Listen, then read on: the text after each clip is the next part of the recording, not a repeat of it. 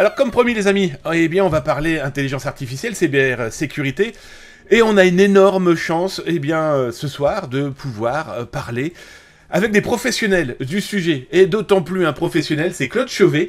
Il travaille pour Intel, il est en plus dans la partie cybersécurité, et vous allez voir, on va apprendre énormément de choses. C'est quand même un monde qu'on connaît peu, et pourtant, il est partout. Il est avec nous. Regardez, vous avez un ordinateur portable, eh bien, il est peut-être caché, là, au fin fond de votre machine. Alors, pas Claude, hein, soyons très clairs, mais plutôt toutes ces technologies qu'Intel propose. Et donc, on va nous se tabler sur la cybersécurité. Alors, bonjour Claude.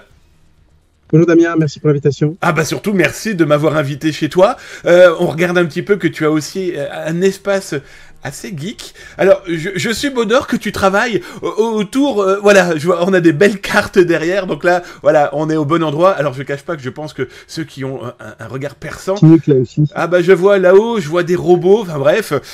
On est bien chez toi, merci en tout cas. Alors, on va commencer, comme je l'expliquais, on va parler cyber, on va parler Intel, on va en profiter parce que c'est un rendez-vous aussi partenariat. Eh ben oui, Intel a fait confiance à votre Zatas préféré, et donc du coup, je vous cache pas que pour nous, c'est génialissime parce que parler à des professionnels du sujet, c'est pas simple. Parce que je vais être très honnête avec vous, Claude a énormément de travail, et là, il nous offre...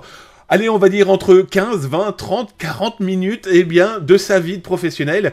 Bah tiens, d'ailleurs, on va commencer dans le vif du sujet. Tu peux te présenter un petit peu qui tu es, ton rôle et tes missions chez Intel? Ça pourrait déjà être long. En fait, mon rôle actuel est Technical Sales Specialist. Donc, je suis un consultant technique, en fait, sur le poste de travail entreprise. Entreprise, ça a un sens assez important parce que ce qu'on demande un peu de travail dans l'entreprise, c'est particulièrement lié à la cybersécurité. Donc, il y a énormément de technologies qui sont pas forcément vitales quand on s'achète un PC pour soi, de gamer ou... il faut toujours de la sécurité, on est d'accord. Mais dans l'entreprise, je vais potentiellement travailler avec certains antivirus, avec certains certificats, avec certaines clés. Donc, je vais être dans un environnement où il faut que mon matériel soit parfaitement capable de parler sécurité et encore plus de se protéger parce que si mon parc est attaqué, les risques sont bien plus graves que si on formate juste mon PC à la maison. Alors, donc, mon rôle, c'est ça, excuse-moi. Mon rôle, c'est vraiment le poste de travail entreprise et les technologies qui sont associées et qui sont très très souvent autour de la cybersécurité. Bon, tu nous as déjà appâté, hein, c'est chouette. Mais avant de rentrer dans ce sujet-là, bon, on s'est parlé, nous, bien en amont, pour préparer ce rendez-vous. T'es rentré comment chez Intel? Et je cache pas que cette histoire est chouette, parce que on parle beaucoup d'emploi aussi sur Zataz. Ben voilà, ça montre qu'on peut intégrer une entreprise par plein de portes. Bon, du talent, du savoir-faire, des études aussi, c'est indispensable. Et puis aussi la chance. Explique-nous un petit peu comment tu as réussi à rentrer dans cette superbe boîte. Super, oui, et puis passionnante parce que ça fait 25 ans en fait que je suis rentré chez Intel. Et ce qui est amusant, c'est qu'à l'origine, j'étais donc sorti de l'école d'ingé, j'ai eu droit au service militaire, et juste après, armé de mon diplôme d'ingénieur en télécom, j'ai postulé dans une petite boîte qui s'appelait Dialogic. Et qui était aussi dans l'informatique, mais plutôt l'informatique télécom. On fabriquait des cartes de télécommunication qu'on trouvait dans les serveurs, dans les centraux, dans les PBX. Enfin, c'était un domaine qui me bottait bien, mais qui était encore loin du processeur core. Et en fait, donc j'ai intégré Dialogic le 1er juin 1999 à 9h du matin, et à 11h du matin, on a appris qu'Intel a racheté la boîte. Et donc, concrètement, j'ai travaillé 2 heures chez Dialogic et 25 ans chez Intel. Ah, c'est fou, c'est complètement fou, l'histoire est dingue. Alors justement, tiens, si, bien sûr, divulguer de trop grands secrets, tu peux nous donner une journée type, eh bien, d'un spécialiste comme toi, chez Intel? Tu fais quoi Alors, on va pas commencer par le petit-déj, hein, mais voilà, t'es au boulot. C'est quoi ta journée? Une journée type? En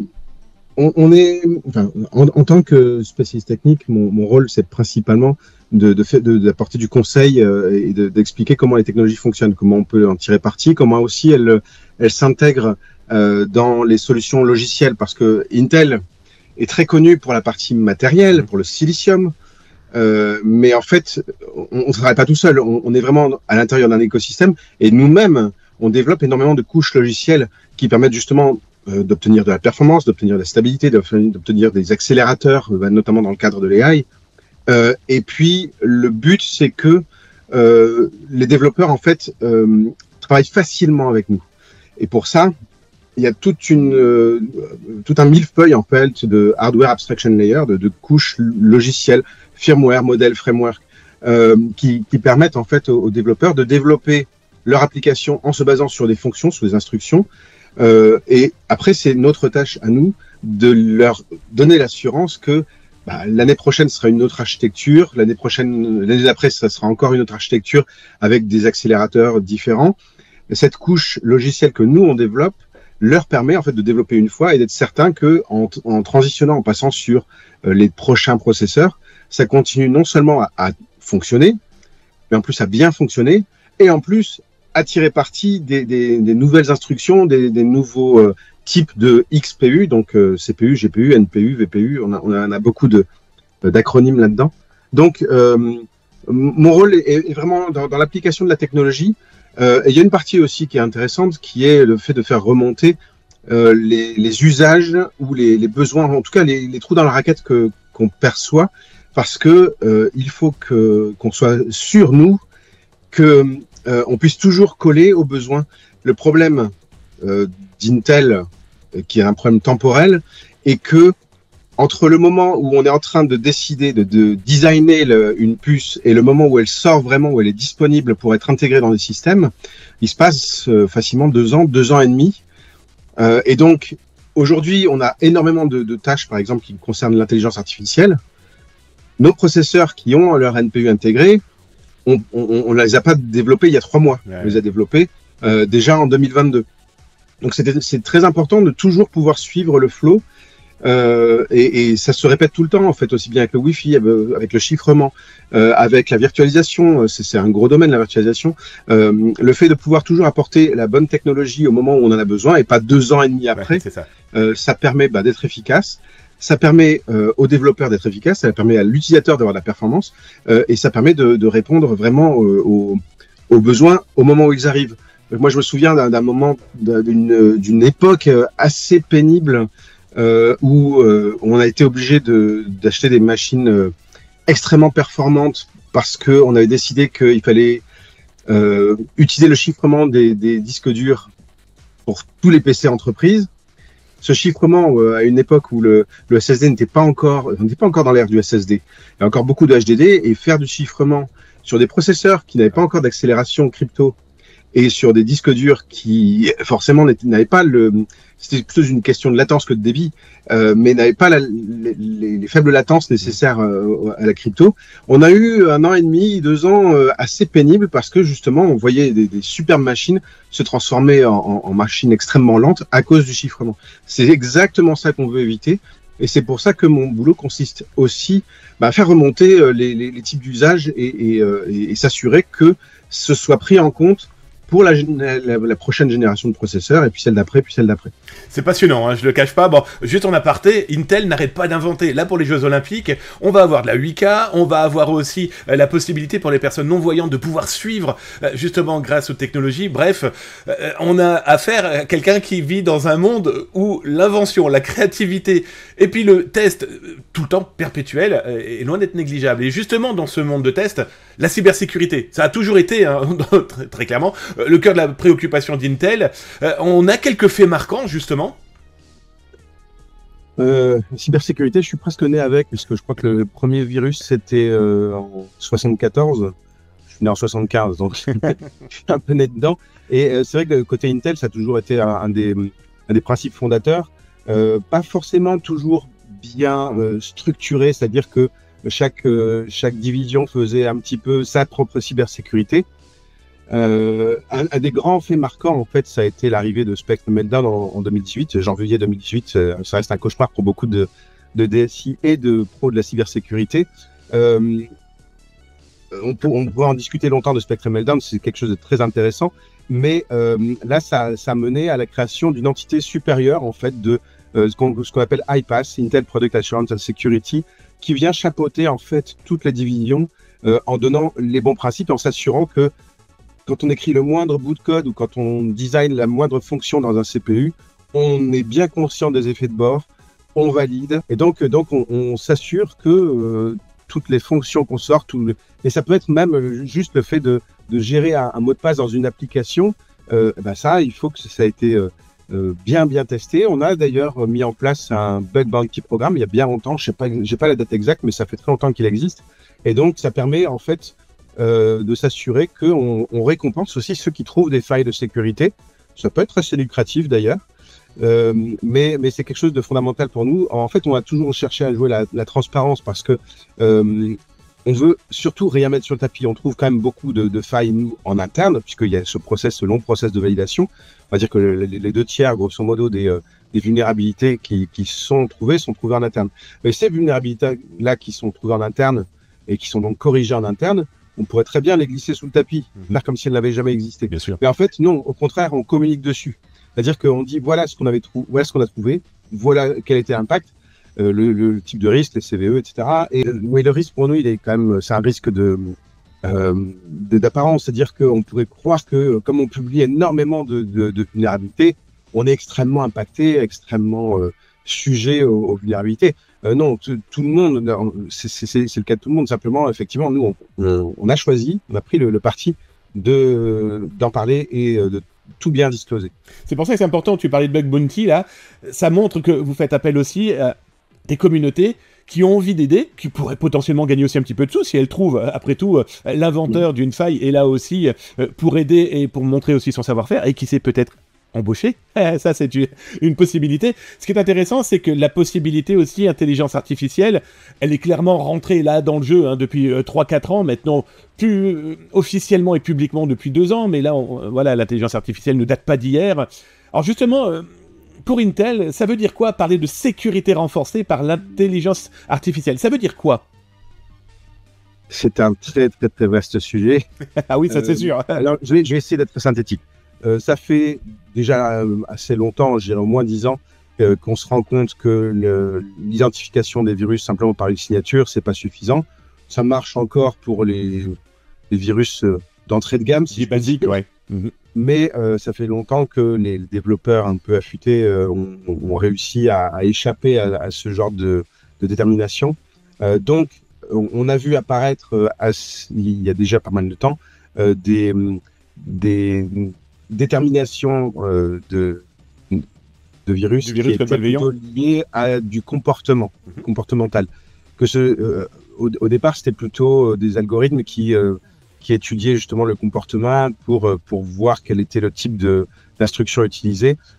Ça marche pas mal. C'est une façon plus intelligente, on va dire, de faire face aux attaques et de détecter les attaques.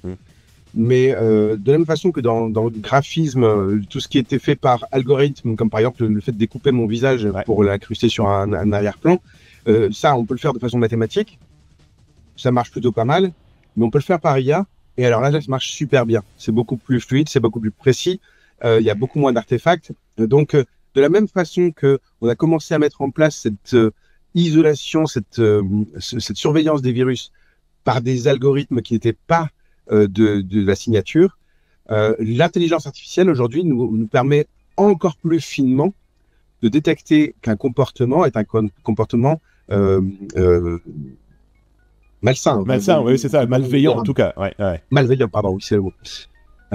Et donc l'intelligence artificielle ici nous ouvre vraiment un monde de possibilités. Alors, nous ouvre, en fait, chez Intel, on y est déjà dedans depuis, je dirais, au moins 5 ans. Car déjà dans la 11e génération de processeurs Core, vous aviez, ça existe toujours, bien sûr ça a été affiné, il y a une technologie qui s'appelle TDT, alors on fonctionne beaucoup en acronyme de 3 lettres. TDT c'est pour Self Detection Technology, et c'est un panel de plusieurs technologies dont l'une en fait est vraiment orientée ransomware ou cryptojacking, et c'est carrément à l'intérieur du processeur, on a installé toute une télémétrie pour pouvoir dresser finalement un profil, faire un profilage de ce que font les process qui tournent sur la machine.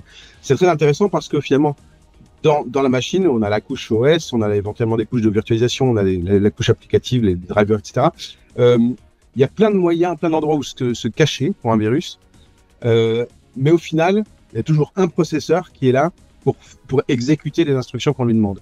Et ce processeur voit passer tout ce qui lui arrive, et donc on ne peut pas se cacher puisqu'on en a besoin. Et à partir du moment où le processeur lui-même est capable d'analyser ce qui se passe et quel type d'application, quel type d'instruction on utilise, quel type d'entrée-sortie on va utiliser, et même, je dirais, quelles sont les zones qu'un process particulier va aller faire chauffer dans le processeur parce qu'il les surutilise, entre guillemets, là, ça nous permet d'avoir un profil à multiples entrées, vraiment avec plein de dimensions. Et on a fait tout simplement, on a intégré un modèle d'intelligence artificielle dessus pour arriver à déterminer que ces profils-là correspondaient à un ransomware ou un cryptojacker. Donc ça, à la limite, c'est même transparent pour l'utilisateur. Oui, c'est ça qui est chouette. On n'appelait pas ça de l'intelligence artificielle, mais concrètement, c'est de l'intelligence artificielle qui tourne même au cœur du processeur.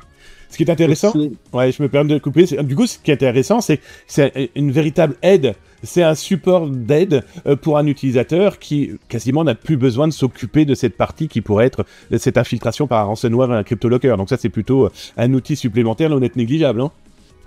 Alors, c'est pas une autorisation à cliquer n'importe où. C'est sûr. mais effectivement, dans les tests qu'on fait, c'est assez bluffant parce qu'on voit juste en se reposant sur le processeur. Alors, c'est pas le processeur qui va jouer le rôle de tuer le process. Il va juste communiquer avec l'antivirus que tel process est un malware. Et donc, c'est l'antivirus qui va le tuer. Mais on voit que le temps de réponse, en fait, le temps de profilage de l'application, du process en question, est extrêmement rapide, ce qui fait que on a fait beaucoup de tests sur des vrais ransomware, donc, qui étaient vraiment là pour faire du dégât, pour commencer à chiffrer entièrement le SSD et puis après demander une rançon. Grosso modo, au bout de 20 fichiers, ça y est, le process a été déjà isolé, a déjà été flagué comme étant malveillant, et donc l'antivirus peut le stopper. Ce qui fait que on a assez peu de risques. Alors effectivement, on aura quelques fichiers qui auront déjà été chiffrés, mais avec un peu de chance, pas des fichiers trop importants, et donc finalement on va pouvoir échapper à une attaque qui potentiellement est désastreuse. Sur les grandes entreprises, c'est toujours un énorme problème, mais on oublie souvent les petites et moyennes entreprises qui, elles, peuvent tout simplement en mourir parce que c'est le cas de 80% des petites entreprises qui ont été impactées par un ransomware. Généralement, au bout de 18 mois, 80% ont mis la clé sous la porte. Ah bah ils perdent leurs clients, ils perdent tout ça, c'est clair. Ouais. Donc c'est un risque très important. Et si on arrive à se dire, j'aurai juste quelques fichiers qui auront été attaqués, mais je vais survivre, et surtout, je vais mettre très peu de temps à redevenir fonctionnel, et ben c'est quand même une sécurité et une tranquillité d'esprit qui est vraiment pas négligeable. Clairement. Tiens, d'ailleurs, j'en profite, il y aura un article sur le DDT sur Zataz, comme ça, si les gens veulent en savoir un petit peu plus, avec les liens qui vont bien et puis les explications encore plus techniques. Ben, ils seront un plaisir d'aller le lire, tout simplement. Nickel. Alors, tiens, on va en profiter. Depuis plus de 15 ans, Intel développe une plateforme pour PC professionnels. C'est quoi cette plateforme ? Intel vPro, alors oui, effectivement, ça existe même. C'est 2006 la première machine Intel vPro, et c'est une plateforme. C'est un peu, faut voir ça comme un cahier des charges. Ou alors, moi, ce que j'aime bien comme façon de présenter, c'est un petit peu une assurance contre les mauvaises surprises de la part du DSI quand il intègre des postes dans son entreprise, dans sa flotte, et qu'il va se rendre compte potentiellement sur des postes que les postes qu'il a pris n'étaient pas tout à fait enterprise grade, on va dire, pas tout à fait assez robuste, que certaines technologies sont pas présentes, n'ont pas été implémentées, que le Wi-Fi n'a pas les bonnes capacités, n'a pas les possibilités, ou alors peut-être un peu ancien. Tout ça, ce sont des mauvaises surprises que je peux pas forcément anticiper juste à la lecture des composants qui sont dans la machine. Et donc, le fait d'avoir un cahier des charges où on va voir carrément un outil qui est là pour vérifier que tout est bien présent, qu'on a aussi bien de la performance, de la stabilité, de l'administration à distance et puis de la sécurité, c'est un petit peu une façon d'éviter les mauvaises surprises, d'éviter le nombre de tickets aussi qu'on va avoir après parce que les machines n'arrivent pas à se connecter au réseau ou n'arrivent pas à se connecter en Bluetooth à un système de communication, de collaboration. Et puis, c'est aussi le seul moyen que je connaisse de s'assurer que toutes les technos dont j'ai parlé et qui m'intéressent moi sont effectivement présentes et utilisables. Celle dont je parlais, donc TDT, qui me permet de transmettre à mon antivirus le message comme quoi j'ai une attaque en cours, il y a du boulot à faire. C'est-à-dire que elle est présente dans le processeur, mais si dans le BIOS, si dans l'OS, si jusqu'à la couche antivirus, bien sûr, si à un endroit la transmission ne se fait pas, eh ben je pourrais pas l'utiliser, je pourrais pas en bénéficier. Et là, c'est vraiment juste un exemple, mais il y a énormément de technologies pour lesquelles je suis un petit peu au bon vouloir de l'intégrateur, du constructeur qui aura fait l'intégration de la machine. Et donc, s'il a décidé de faire l'impasse sur certaines technos, bah, je ne le verrai qu'une fois que la machine sera utilisée. Ouais, c'est ça, d'accord. Cette garantie que la machine répond bien à tout ce cahier des charges qu'Intel a mis en place et que les technos sont vraiment disponibles, utilisables. On fait tourner ce qu'on appelle un Brand Verification Tool, BVT, qui justement vérifie que le chiffrement de la mémoire est bien présent, que la détection de ransomware est bien présente, que la protection du BIOS est bien présente, etc. On a vraiment cette garantie en fait que les technos, elles sont là, elles ont été implémentées, et moi je vais pouvoir les utiliser. Ce qui est intéressant, c'est que, alors j'aime pas trop le terme parce que Cerber, ça fait un peu négatif, mais en tout cas c'est un vrai mur, c'est une vraie muraille, c'est une vraie protection, c'est un vrai confort pour les utilisateurs professionnels, d'autant plus d'avoir affaire à ce genre de plateforme. D'où l'intérêt aussi d'avoir cette intelligence artificielle, parce que du coup ça va permettre de détecter, diagnostiquer, réparer. Tu aurais 2-3 petits exemples un peu concrets pour un professionnel qui se dit, bah voilà, on a vu là par exemple par les ransomware, on voit avec la mémoire, mais encore un exemple pour ce professionnel qui se dit... cet outil va me protéger, mais qui va me rassurer, il va me permettre de repérer, diagnostiquer. Un petit exemple encore. Oui, alors j'ai parlé de TDT qu'on a implémenté nous dans le processeur, mais depuis on a sorti les Core Ultra. Core Ultra, simplement, ça veut dire que aux côtés du CPU et du GPU, à l'intérieur du processeur, on va aussi avoir un NPU. NPU, c'est pour Neural Network Processing Unit, c'est-à-dire un processeur de réseau de neurones. Donc, qui sont les modèles sur lesquels se base l'intelligence artificielle. Et donc, ce NPU, en fait, il n'y a pas qu'Intel qui peut utiliser, et tous les développeurs, aujourd'hui, en tirent parti, notamment pour faire cette tâche de détection de virus. Alors, ce ne sera pas forcément que les ransomware, ça pourrait être n'importe quel type d'attaque.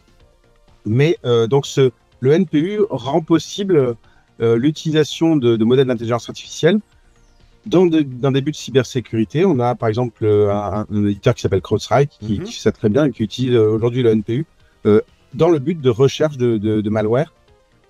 Et en fait, ça va donner, ça va ouvrir une grande porte pour que n'importe qui puisse développer ses propres systèmes de sécurité basés sur l'intelligence artificielle. L'avantage du NPU, ce que je dis là, on peut très bien le faire sur CPU. Mais le CPU, c'est un processeur qui est généraliste. Ouais, et puis il a autre chose à faire. Disons que oui, déjà il a autre chose à faire, mais il ne va pas être le plus efficace qu'on peut espérer pour des réseaux de neurones. Le NPU, par contre, lui, il va le faire très bien, avec beaucoup de performance, et surtout sans consommer d'énergie. Ou en consommant très peu d'énergie. Forcément, il consomme un tout petit peu, mais minima, au final, l'efficacité énergétique du NPU, pour l'intelligence artificielle, va être bien supérieure à ce qu'on peut tirer d'une autre architecture, même le GPU. Et donc, c'est ça qui va être très intéressant, c'est que je vais pouvoir en fait avoir un Cerber, comme tu dis, qui est là en train de surveiller ma machine en permanence, qui a toute l'attitude pour faire des scans de mémoire, par exemple, vraiment à la demande. Aujourd'hui, il y a beaucoup de malware qui se cache derrière des fichiers gigantesques et donc ça représente un coût énorme, aussi bien en performance qu'en énergie, de faire ces scans dans la mémoire sur des gros fichiers. Le NPU va pouvoir le faire et va pouvoir le faire de façon très très efficace. Donc, je vais avoir ce module finalement qui m'apporte de la sécurité, mais qui pour autant n'est pas en train de plomber mon autonomie, de réduire ma mobilité parce que aujourd'hui tout le monde aime avoir un laptop fin, léger, etc. Et que si demain pour l'intelligence artificielle, pour la sécurité, on se retrouve à mettre à nouveau des batteries d'1 kilo, des laptops qui pèsent 3 kilos, et bien 3 kilos encore, ça passe. C'était il n'y a pas si longtemps que 3 kilos c'était bien. Osborne, 20 kilos, le premier ordinateur portable. Donc on ne veut pas perdre en mobilité, on ne veut pas perdre en confort, mais ce NPU va vraiment nous apporter cette surveillance et cette protection en temps réel, vraiment au flux de tout ce qu'on est en train de faire, qui à mon avis, va beaucoup changer la donne en termes de sécurité. Alors, ce qui est intéressant, là, ça sera l'une de mes dernières questions, parce que je crois quand même que tu as un métier et du travail. Depuis tout à l'heure, on parle beaucoup de partenaires. On voit que c'est pas une entreprise toute seule dans son coin qui peut se permettre d'ouvrir et de s'offrir comme ça de la cybersécurité, cette plateforme qui permet aux professionnels de pouvoir justement se rassurer, parce qu'il va y avoir de la détection, du diagnostic, de la réparation. Il y a énormément de partenaires. Tu peux m'en parler un petit peu, parce que c'est un véritable réseau qui... ce réseau, en fait, moi, je le compare un peu à un arbre. Chacun a sa branche et tout le monde pour renforcer ce tronc qui est l'utilisateur. Explique-nous un petit peu. Oui, il y a beaucoup de partenaires et de niveaux de partenaires. En fait, nos premiers partenaires sont les constructeurs, ce qu'on appelle les OM, Dell, HP, Lenovo, Fujitsu. On a vraiment un partenariat extrêmement important avec les constructeurs pour être sûr, justement, que ce qu'on leur apporte comme technologie ait du sens pour eux, ne représente pas une difficulté d'intégration et un coût d'intégration. Donc c'est vraiment déjà la première étape pour s'assurer que on répond bien aux demandes de leurs clients. Et puis après, on a tous les partenaires. En fait, on a autant de partenaires que d'usages. C'est-à-dire qu'on va avoir des partenaires cloud, on va avoir des partenaires Microsoft, évidemment, pour le système d'exploitation. Il y a un travail qui est fait avec Microsoft pour s'assurer que finalement tout ce qui est dans le silicium va pouvoir s'intégrer aux besoins, aux exigences de sécurité du système d'exploitation, d'authentification, de sécurité des données, etc. Donc le travail qui est fait avec Microsoft est tout à fait fondamental. Et après, il y a tout l'écosystème en fait de développeurs qui vont pouvoir justement bénéficier des technologies. Quand je parlais de BitLocker tout à l'heure, effectivement, c'était un partenariat évident. Mais il y a beaucoup d'autres aujourd'hui sur les antivirus. Effectivement, on voit que il y a beaucoup de choses qui sont très importantes pour assurer la sécurité, et il est vraiment crucial pour nous que les éditeurs soient capables de suivre ce que nous on est en train de mettre en place, et que nous on soit capable aussi de fournir les technologies nécessaires. Je pense par exemple aux attaques qui se passent dans la stack, en fait, les adresses de retour, les adresses de saut. On a créé une shadow stack qui permet de s'assurer justement qu'il n'y ait pas eu de modification d'adresse faite de façon un petit peu justement malveillante, qui permettent d'exécuter du code malveillant, tout simplement parce que on suit le saut vers une adresse précise, ou on fait un retour vers une adresse qui a été changée. Et donc c'est très important justement que les éditeurs puissent se reposer sur cette shadow stack et donc valider que l'attaque en fait ait été étouffée et ne puisse pas fonctionner. Donc le travail avec l'écosystème est extrêmement important. Moi, je me souviens d'une des premières technologies Intel qui est arrivée, on va dire, vers 2005, qui s'appelait Lagrange. C'était parce que la virtualisation commençait. On commençait à avoir une utilisation très importante de la virtualisation sur les serveurs. Et qui dit virtualisation dit forcément un besoin extrêmement important d'isoler. C'est ce qu'on a mis en place à ce moment-là, et c'était clairement lié à notre travail avec les éditeurs pour s'assurer que une VM ne pourrait pas aller piller le contenu d'une autre VM, voler des credentials, voler des mots de passe, voler des informations importantes. Et donc, il y avait un aspect de performance, bien sûr, d'accélérer les échanges entre l'hyperviseur et le matériel, mais aussi d'isolation. Et ça, c'est vraiment une mentalité qu'on a de travailler avec les éditeurs pour être certain que le silicium fonctionne parfaitement avec les couches supérieures, avec l'applicatif, mais aussi tous les middleware qui peuvent exister. Bref, rien ne peut se faire sans l'aide, sans le partenariat, ça paraît évident. Alors là, vous l'aurez compris. Une chose très importante qu'on a apprise, excuse-moi. Vas-y. Justement avec Spectre et Meltdown, c'est vrai, je dis que c'est un gros sujet, mais c'est aussi une occasion où on a mis en place vraiment ce partenariat avec les éditeurs, avec les constructeurs, pour faire ce qu'on appelle une coordinated disclosure. Et ne pas être certain de ne faire une annonce que quand déjà les palliatifs sont prêts, que quand les correctifs sont disponibles. Et donc, je pense que c'est le meilleur exemple de ce travail qu'on fait avec toute l'industrie, d'avoir cette coordinated disclosure où on attend que tout le monde soit prêt et on donne une deadline bien précise aussi pour que tout le monde ait implémenté les correctifs. Et c'est très important de faire ça, parce que si on commence à dévoiler une faille et que la moitié de l'industrie n'est pas prête, oui. Eh ben, là, c'est un problème. On est bien d'accord. C'est la fête pour les attaquants, parce que justement, ils vont pouvoir se dire, il y a un créneau, on va pouvoir être efficace et utiliser cette vulnérabilité. Claude, il y a aussi un élément qui est très important, parce qu'on parlait de tous ces partenaires, et de ces partenariats. Il y en a un aussi qui est super important, c'est avec l'ANSSI. On se dit, mais que vient faire l'Agence nationale de sécurité des systèmes d'information avec Intel, avec des alertes cyber? Bon, là, on vient de comprendre que dans ma question, il y a quasiment la réponse, mais explique-nous un petit peu.